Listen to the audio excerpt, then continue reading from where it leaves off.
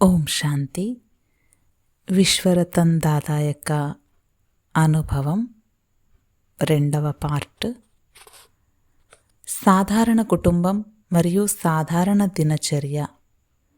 నా తల్లిదండ్రులకు నాపై చాలా మమకారం ఉండేది, ఎందుకంటే నేను వారికి ఏకైక కుమారుడిని.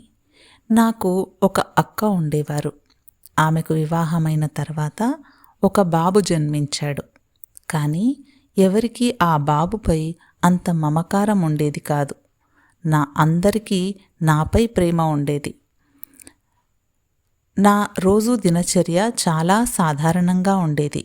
ఉదయాన్నే లేచి స్నానం చేసేవాడిని. ఆ తర్వాత టిఫిన్ చేసి పాఠశాలకు వెళ్ళేవాడిని. పాఠశాలలో ఏదైనా పాఠాలు చెప్పేవారు. స్కూల్లో ఏదైతే టీచర్ చెప్తారో దాన్ని అటెన్షన్తో వినేవాడిని. అది బుద్ధిలో ప్రింట్ అయిపోయేది. కానీ నేను ఇంటికి వచ్చాక మళ్ళీ వాటిని తిరిగి చదివేవాడిని కాదు. అయినా నాకు తరగతిలో ఎప్పుడూ 3వ ర్యాంక్ వచ్చేది. అలాగే 2వ ర్యాంక్, 3వ ర్యాంక్ మారుతూ వచ్చేది.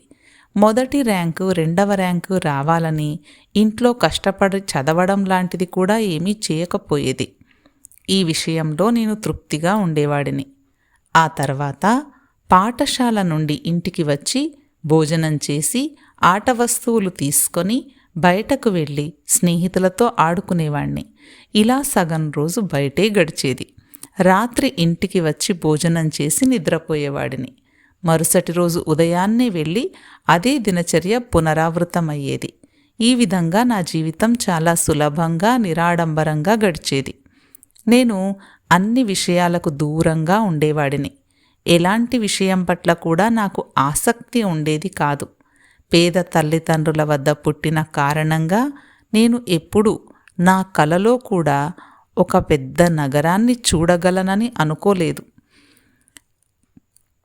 నా ఊరు చుట్టూ ఉన్న ఊర్లు మీర్పూర్, కోక్రాపార్, ఉమర్కోట్ మొదలైనవి తప్ప మరి ఎక్కడికి వెళ్ళే అవకాశం నాకు లేకపోవడంతో పెద్ద నగరాలను చూడాలనే తపన కూడా ఎప్పుడూ కలగలేదు. సక్కర్, షికార్పూర్, లార్కానా, హైదరాబాద్, కరాచీ వంటి నగరాలను చూడాలనే కోరిక కూడా ఎప్పుడూ కలగలేదు. కానీ శివబాబా యొక్క అద్భుత కార్యం చేసే అవకాశం నాకు అనుకోకుండా లభించింది. సడన్గా నన్ను కరాచీకి తీసుకొచ్చారు. మా చిన్నాన్న వాళ్ళ అబ్బాయి స్కూల్లో సూపర్వైజర్గా ఉండేవారు. అప్పుడు నాన్నగారు ఆ పాఠశాలలో ఒక టీచర్గా పని చూపించారు. ఆయనే నన్ను కూడా ఉద్యోగానికి పిలిపించారు. ఆ కాలంలో టీచర్కు జీతం తక్కువగా ఉండేది. నాన్నగారు పదవీ విరమణ చేసి 20 రూపాయల పింఛన్ మాత్రమే పొందేవారు. కుటుంబం అంతా ఆయనపై ఆధారపడి ఉండేది. అప్పుడే నాకొక ప్రైవేట్ పాఠశాలలో టీచర్గా 30 రూపాయల జీతంతో పని లభించింది. అదే సమయంలో నా చదువు కొనసాగింది. ఆ సమయంలో మెట్రిక్ పరీక్ష రాయడానికి సిద్ధమయ్యాను. నాకు చదువు మీద ఎప్పుడూ ఆసక్తి ఉండేది. నాన్నగారు పక్కనే ఉండేవారు కాబట్టి ఎప్పుడూ ప్రోత్సహిస్తూ ఉండేవారు. మా అన్నయ్య కూడా మంచి ఆదాయం సంపాదించేవాడు. అతడు కూడా నాకు సహాయం చేసి కాలేజీలో ప్రవేశం కల్పించారు. అప్పుడు నా వయసు 17 సంవత్సరాలు. అమ్మ, నాన్న నన్ను పెళ్లి చేసుకోవాలని కోరారు. కానీ నేనన్నాను, నాకిప్పుడు పెళ్ళి అవసరం లేదు. ముందుగా నా కాలేజీ చదువు పూర్తి చేస్తాను. ఆ తర్వాత గ్రాడ్యుయేషన్ పూర్తయిన తర్వాత వివాహం చేసుకుంటాను అని చెప్పాను. ఓం మండలితో సంపర్కం. నేను ఇంటర్ సైన్స్ చదువుతున్న రోజుల్లో విని ఉన్నాను మరియు పేపర్లో కూడా చదివి ఉన్నాను. ఓం మండలి హైదరాబాద్ నుండి షిఫ్ట్ అయి కరాచీకి వచ్చింది అని. అక్కడికి వెళ్ళి జ్ఞానం పొందవచ్చు అని తెలుసుకున్నాను. అయితే ముందుగా లెటర్ రాసి సమయం కుదుర్చుకోవాలి. ముందు నుంచే ఓం మండలి గురించి పత్రికల్లో చాలా తప్పుడు విషయాలు రాసేవారు. అవి చదివితే ఎవరికైనా తప్పుగా అభిప్రాయం ఏర్పడుతుంది. నేను అలాంటివే చదివాను. కానీ నేను అనుకున్నాను, వాళ్ళు హైదరాబాద్ నుండి కరాచీకి వచ్చారు కాబట్టి నిజమేంటో స్వయంగా చూసే తెలుసుకోవాలి అని. వీరు ఎవరు, వీరు ఏం చెబుతున్నారు, అసలు విషయమేంటి, వీరికింత ఎందుకు వ్యతిరేకత ఉంది, దీనికి కారణం ఏంటి, అలా తెలుసుకోవాలనే ఆసక్తితోనే నేను వారికి లెటర్ రాశాను. మీ వద్ద జ్ఞానం తెలుసుకోవాలని ఉంది, దయచేసి సమయాన్నివ్వండి, సమయం చెప్పండి అని. 2వ రోజు నాకు వారి నుండి సమాధానం వచ్చింది, ఈ సమయానికి ఈ ప్రదేశానికి రండి అని. అప్పుడే నేను అక్కడికి వెళ్ళాను. గేట్ దగ్గర ఒక వ్యక్తి నిలబడి ఉండగా అతడికి లెటర్ చూపించాను. ఆ వ్యక్తి అనుమతి తీసుకోవడానికి లోపలికి వెళ్ళాడు. ఇంతలో ఒక కారు వచ్చింది. అది గేట్ లోపలికి వెళ్ళి కొద్ది దూరంలో ఆగిపోయింది. కారు లోపల నుండి బాబా దిగి లోపలికి వెళ్ళిపోయారు. నేను ఆయన పర్సనాలిటీ చూసి అనుకున్నాను, వీరి గురించేనా పత్రికల్లో ఇలా రాసింది. ఆయనను చూసిన వెంటనే నాకు అర్థమైంది, పత్రికల్లో రాసినట్టు అసలు బాబా అలా లేరు కదా, అవన్నీ తప్పుడు వదంతులే అనుకున్నాను. తర్వాత నన్ను లోపలికి పిలిచారు. అక్కడ జస్సు బెహెన్ అంటే శాంతామణి దాదికి వదిన. ఆమె నాకు జ్ఞానం వివరించారు. ఆ రోజే నాకు స్పష్టంగా అర్థమైంది, నీవు శరీరం కాదు, శరీరంలోని కర్మేంద్రియాలను నడిపించే అధిపతి ఆత్మవు అని. కానీ 1 గంట సేపు ఒకే పాయింట్ మీద అర్థం చేయించారు. నాకు చాలా బాగా అనిపించింది. మళ్ళీ రేపు రమ్మని ఆవిడ చెప్పారు. 2వ రోజు నేను మళ్ళీ అదే సమయానికి వెళ్ళాను. జస్సు అక్కయ్య వేరే కార్యాలలో బిజీగా ఉన్నారు. నాకు సీతు అక్కయ్య పరమాత్మ ఎవరు, ఏం చేస్తారు అనే దాని గురించి 1 గంట సేపు వివరించారు. నాకు అది కూడా చాలా బాగా అనిపించింది. వారు మళ్ళీ 3వ రోజు రమ్మని చెప్పారు. అలా నేను రోజూ వెళ్ళి 7 రోజుల కోర్సు పూర్తి చేశాను. మధ్యలో ఎలాంటి ప్రశ్నలు అడగలేదు. నాకు అన్నీ బాగానే అర్థమవుతున్నాయి. ఆ తర్వాత నాకు పర్మిషన్ కార్డ్ లభించింది. మీరు ఉదయం రెగ్యులర్ క్లాస్కి రావచ్చు అని కూడా చెప్పారు. ఆ తర్వాత నేను రోజు ఉదయం నిశ్చితమైన సమయానికి క్లాస్కి వెళ్ళడం ప్రారంభించాను. ఆ రోజుల్లో బాబా ఉదయం లేచి ఉదయం జ్ఞానం పాయింట్స్ రాసేవారు. ఆ తర్వాత ముఖ్యమైన అక్కయ్యల్లో ఎవరైనా ఒకరు ముఖ్యమైన పాయింట్స్ చదువుకొని క్లాస్లోకి వచ్చేవారు. జ్ఞానాన్ని తన మాటల్లో అర్థం చేయించేవారు. క్లాస్ చెప్పేవారు. పాయింట్స్ చదివి వినిపించకపోయేది. ఈ విధంగా రెగ్యులర్ క్లాస్లో నేను వెళ్తూ జ్ఞానం వింటూ నాకు లోపల శాంతి, ఆనందం యొక్క అనుభూతి పొందుతూ ఉండేవాడిని. దాంతోపాటుగా ఇక్కడ ఓం మండలిలో కన్యలు, మాతలు చాలా మధురంగా పవిత్ర దృష్టి కలిగిన వారిగా ఉండడం గమనించాను. బాహ్య ప్రపంచంలో ఉన్న కన్యలు మరియు ఇక్కడ ఉన్న కన్యలల్లో రాత్రింపవళ్ళు తేడా ఉంది. వీరి ముఖం మరియు నయనాలలో పవిత్రత యొక్క కాంతి, పవిత్ర దృష్టి వృత్తి చూసి ఇదే సత్యమైన పరమాత్మ జ్ఞానము మరియు ఈ అక్కయ్యలకు పరమాత్మ స్వయంగా వచ్చి జ్ఞానమిస్తున్నారు అని అర్థమైంది. దాంతో ఇలాంటి పవిత్రమైన సుఖశాంతిమయమైన జీవితమే తయారవుతుందని కూడా తెలుసుకున్నాను. నేను వార్తాపత్రికల్లో చదివినవన్నీ నా బుద్ధి నుండి తొలగిపోయాయి.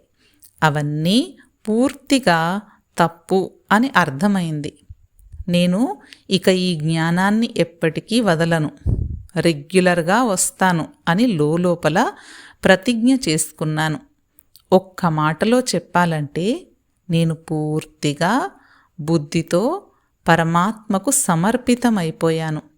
పరమాత్మ సంతానంగా అయ్యాను. పరమాత్మ పరివారంలో ఒకడిగా అయ్యాను.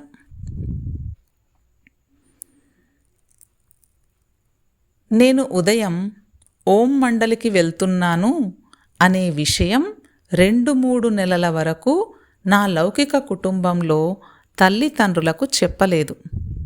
మన అబ్బాయి ఎక్కడో వెళ్ళి చిక్కుకున్నాడు అనుకుంటారని నాకు అనిపించింది. ఎందుకంటే వారికి కూడా వార్తాపత్రికల్లో వచ్చే ఇలాంటి పుకార్లు వినిపిస్తూనే ఉన్నాయి.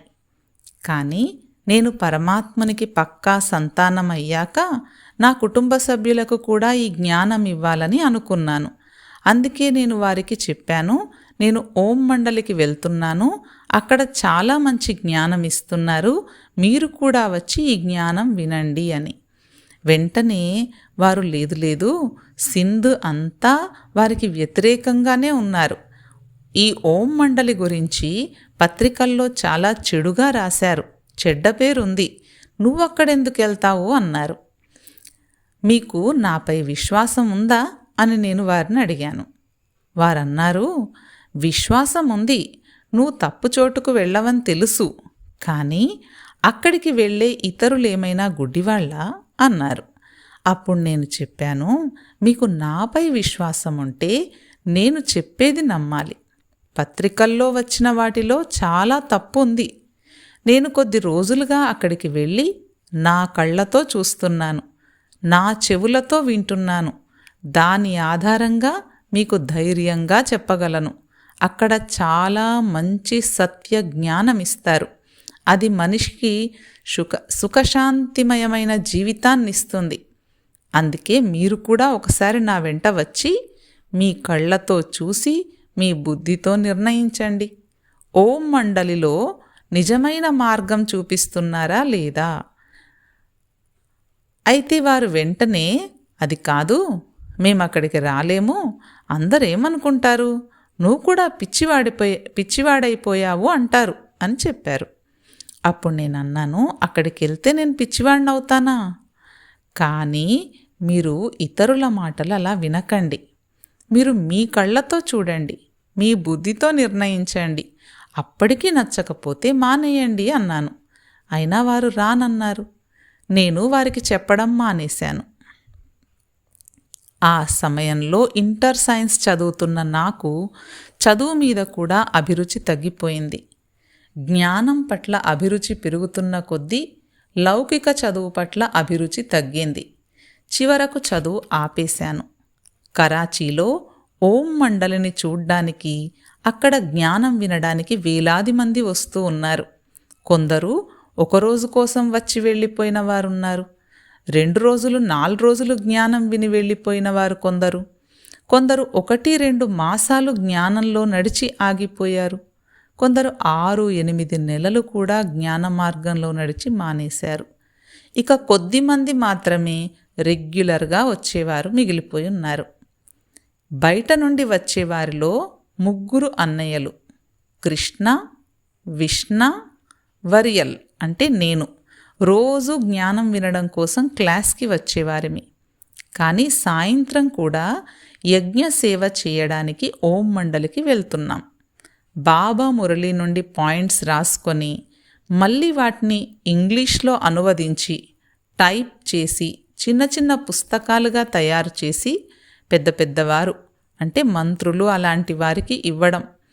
ఇలాంటి సేవ మా త్రిమూర్తి సోదరుల యొక్క డ్యూటీ.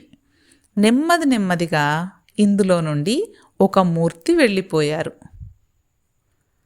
ఆ తర్వాత 2 మిగిలాం. చివరికి ఒకరోజు మేమిద్దరం అనుకున్నాము, మేము పూర్తిగా ఓం మండలిలోనే వెళ్ళి ఉంటాము అని. ఈ బ్రాహ్మణ పరివారంలో చేరాలి అనుకున్నాం. ఈ విషయం మమ్మాకు చెప్పగా మమ్మ మొత్తం సమాచారం తెలుసుకొని మా విన్నపాన్ని స్వీకరించి మా ఇద్దరిని ఉండమన్నారు. ఓం శాంతి.